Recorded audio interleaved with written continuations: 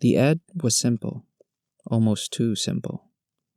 Assistant needed for lunar research. Must have a background in engineering or astrophysics. Willing to question everything. Apply in person at 47 Blackstone Lane. It was the kind of ad that would have made most people scroll past. But not me. I was desperate. After 6 months of unemployment, my savings were running dry, and my landlord had started leaving passive-aggressive notes on my door. I needed this job.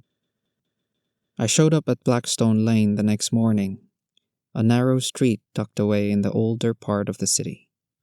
The building was unassuming, a weathered brick structure with a faded sign that read, Davis Research Institute. I pushed open the creaky door and stepped inside, greeted by the scent of old paper and dust.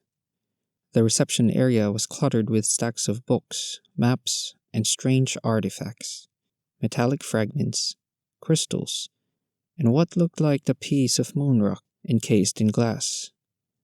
"You must be the applicant," a voice called out. I turned to see a man in his late 50s, with wild grey hair and a pair of thick glasses perched on his nose. He wore a lab coat over a rumpled shirt and jeans, and his eyes sparkled with a kind of manic energy. "I'm Dr. Mark Davis. Come on back." I followed him down a narrow hallway lined with more bookshelves, each one overflowing with volumes on astronomy, ancient civilizations, and conspiracy theories. His office was even more chaotic, with paper strewn across every surface and a large map of the moon pinned to the wall. He gestured for me to sit in a rickety chair across from his desk. "So," he said, leaning forward, "why do you want this job?" I hesitated. Honestly, I need the work, but I'm also curious. Your ad said to be willing to question everything. What does that mean? He grinned, a mischievous glint in his eye. "It means I'm not your average researcher. I don't study the moon as a rock in the sky. I study it as a mystery, a puzzle, and I think I'm close to solving it." Dr. Davis hired me on the spot, and my first task was to help him organize his research. As I sifted through the mountains of data, I began to see patterns. There were anomalies, things that didn't make sense. The moon's density, for example. It was far lower than it should be for a solid object of its size. Then there were the seismic readings from the Apollo missions, the ones that showed the moon ringing like a bell after impacts. Dr. Davis had compiled dozens of these anomalies into a single document titled The Hollow Moon Hypothesis.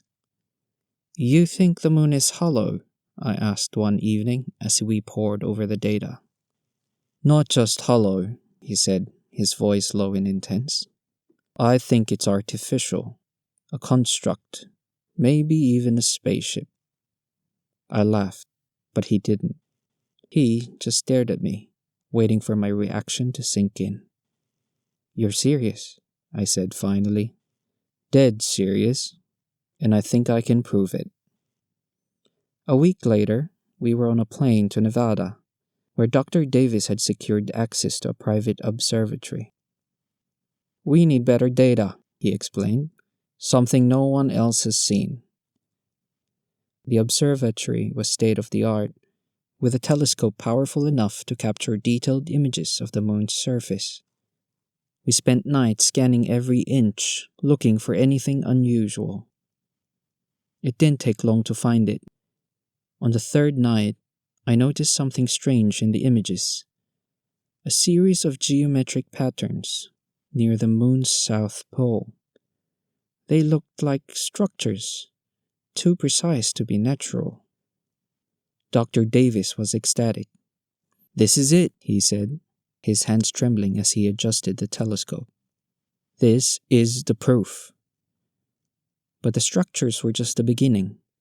As we continued our observations, we began to pick up strange signals. low-frequency vibrations that seemed to emanate from deep within the moon. They weren't random. They had a pattern, almost like a language. Dr. Davis recorded them and spent hours trying to decode them, but they remained a mystery. One night, as we were packing up to leave the observatory, something happened that I still can't explain.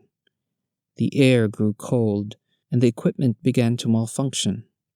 The lights flickered, and the telescope started moving on its own, pointing toward a specific spot on the moon. Dr. Davis and I exchanged a glance, both of us too stunned to speak. Then we heard it. A sound, deep and resonant, like a giant drum being struck. It wasn't coming from the speakers. It was coming from the walls, the floor, the air itself. I felt it in my chest, in my bones. It was like the moon was calling to us. "What the hell is that?" I whispered. Dr. Davis's face was pale, but his eyes were alight with excitement. "It's them," he said. "They're trying to communicate." We returned to the city, but the experience at the observatory stayed with us. Dr. Davis became obsessed with decoding the signals, convinced they held the key to understanding the moon's true nature. He introduced me to ancient texts, Sumerian tablets, Zulu legends, Greek myths, all of which spoke of a time before the moon existed. The Sumerians wrote of the Anunnaki, a race of beings who came from the stars and created humanity. The Zulu spoke of the moon being brought to Earth by two brothers to stabilize the planet. Even the Bible contained cryptic references to a time when there was no moon. "These aren't just stories," Dr. Davis said. "They are memories, fragments of a truth that's been buried for thousands of years." One night, as we were working late in the lab, Dr. Davis made a breakthrough. He had managed to decode part of the signal.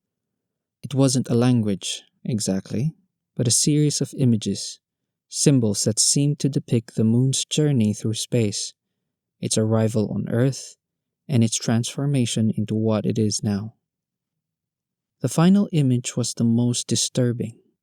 A massive structure beneath the moon's surface, pulsing with energy.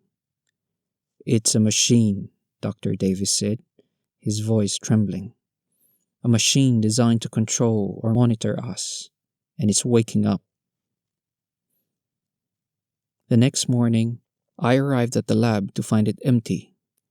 Dr. Davis was gone, along with all his research. The only thing left was a note, written in his handwriting. "They're here. Don't trust anyone. The moon is watching." I didn't know what to do.